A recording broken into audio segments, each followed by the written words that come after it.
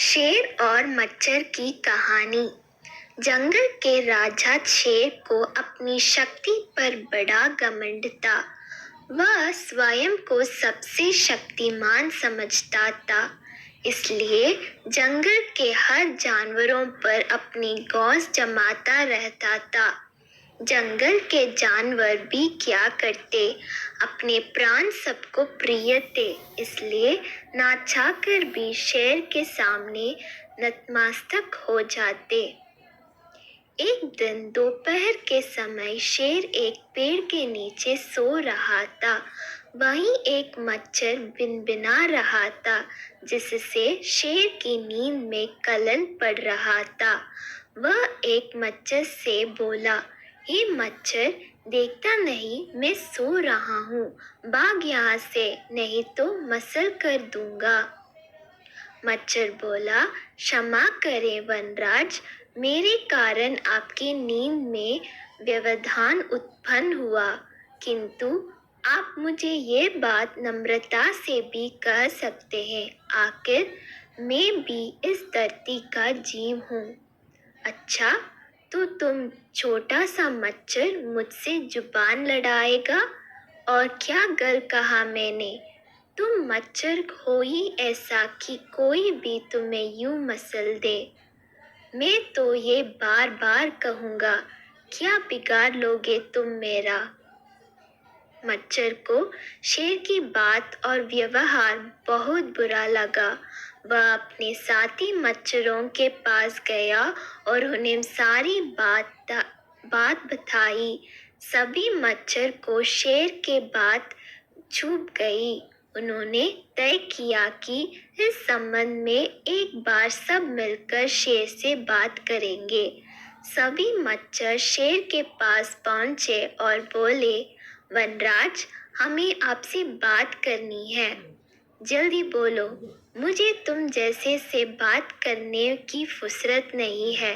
शेर बोला, वनराज, आप होंगे बहुत शक्तिशाली, किंतु इसका अर्थ है कथिया नहीं है कि आप अन्य जीवों और प्राणियों का मजाक उड़ाएं या उन्हें नीचे दिखाएं। मच्छर बोले, मैंने जो कहा सच कहा, मैं सबसे शक्तिशाली हूँ और मुझे कोई हरा नहीं सकता।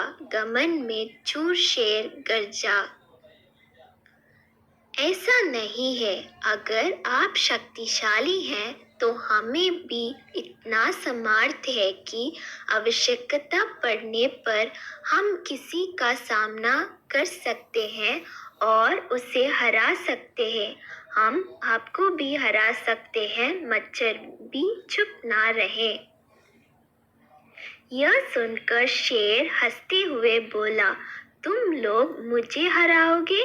तुम लोगों की इतनी हिम्मत कि मेरे सामने आकर ये बात कहो?